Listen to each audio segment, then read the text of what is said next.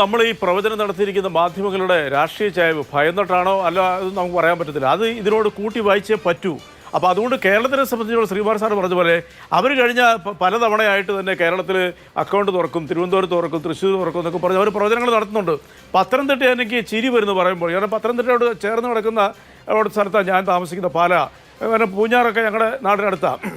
പത്തനംതിട്ട അനിൽ ആന്റണി എന്ന് പറയുന്നത് ഒരു വലിയ മീഡിയ ഹൈപ്പിൽ അവിടെ ലാൻഡ് ചെയ്തതിന് ശേഷം അനിൽ ആന്റണി അവിടെ ഒരു നെഗറ്റീവ് സ്ഥാനാർത്ഥിയായിട്ട് മാറി അവിടുത്തെ ആൾക്കാരുടെ അതൃപ്തി ഉണ്ടാക്കി. കാരണം അപക്വമായിട്ടുള്ള അദ്ദേഹത്തിൻ്റെ പ്രസ്താവനയും അവിടെ അദ്ദേഹത്തിൻ്റെ പ്രകടനങ്ങളും ആ മണ്ഡലത്തിൽ വളരെ വിരുദ്ധമായ രീതിയിലുള്ള അദ്ദേഹത്തിനെതിരായിട്ടുള്ളൊരു ചലനം തന്നെ അവിടെ ഉണ്ടായിട്ടുണ്ട്. അവിടെ കെ സുരേന്ദ്രൻ ശബരിമലയുടെ വൻ കുതിപ്പിൻ്റെ സമയത്ത് പോലും അവിടെ മത്സരിച്ചിട്ട് 3ാം സ്ഥാനത്തേക്ക് മണ്ഡലമാണ് ഈ പത്തനംതിട്ട എന്ന് പറയുന്നത്. അതുപോലൊരു കൗതുകമുള്ളൊരു പ്രവചനം നടത്തിയിരിക്കുന്ന ആറ്റിങ്ങൽ. എങ്ങനെയാണ് ആറ്റിങ്ങൽ മുരളീധരൻ ജയിക്കുന്നത്? മുരളീധരൻ പോലും ഇതുവരെ ഒരു അവകാശവാദം ഉന്നയിച്ചിട്ടില്ല. തിരുവനന്തപുരത്തിനെ സംബന്ധിച്ചോളം അവർ തന്നെ ഈ BJP തന്നെ പറഞ്ഞിരിക്കുന്നു അവിടെ ക്രോസ് വോട്ടിംഗ് ഉണ്ടായിട്ടുണ്ട്, പരാജയം അവർ തന്നെ ഏതാണ്ട് പ്രെഡിക്റ്റ് ചെയ്തിട്ടുണ്ട്. തൃശ്ശൂരും ഇതേ കാലാവസ്ഥ തന്നെ.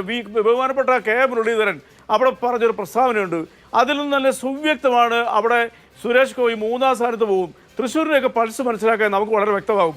ഡൽഹിയിൽ ഇരുന്നുകൊണ്ട് കേരളത്തിലെ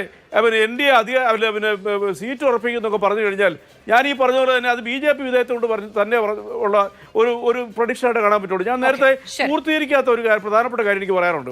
ഈ 2019 ഇന്ത്യയിൽ ഒന്ന് പറഞ്ഞോട്ടെ പ്ലീസ്. 2019 BJPയുടെ സ്റ്റാർ ക്യാമ്പയിനർമാരായിട്ടുണ്ടായിരുന്നത് ആരൊക്കെയാണ്? നരേന്ദ്രമോദി, നമ്മുടെ അമിത്ഷാ, UP മുഖ്യമന്ത്രി ആയിരിക്കുന്ന നമ്മുടെ യോഗി ആദിത്യനാഥ്. ഇത്തവണ യോഗി ആദിത്യനാഥ് അവിടെ ഒരു നിശബ്ദനായിരുന്നു. അത് UPക്ക് വെളിയിലേക്ക് ഒരൊറ്റ സ്ഥലത്ത് പോലും അദ്ദേഹം ക്യാമ്പയിന് പോയിട്ടില്ല. RSS പൂർണ്ണമായിട്ട് BJP വിരുദ്ധമായൊരു നിലപാട് ആ ഒരു ഫീൽഡിൽ പോലും ഇറങ്ങിയിട്ടില്ല.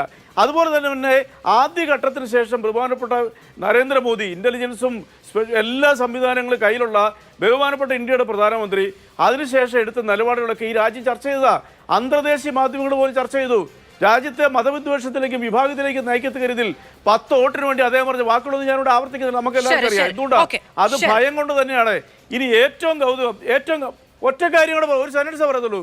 ഏറ്റവും കൗതുകം എന്ന് പറയുന്നത് ഇപ്പോൾ ഈ പറയുന്ന 350-നും 370-ഇടയ്ക്ക് എല്ലാവരും പ്രവചിക്കുന്നു. അത് തന്നെ ഒരു അഡ്ജസ്റ്റ്മെന്റ് അല്ലേ?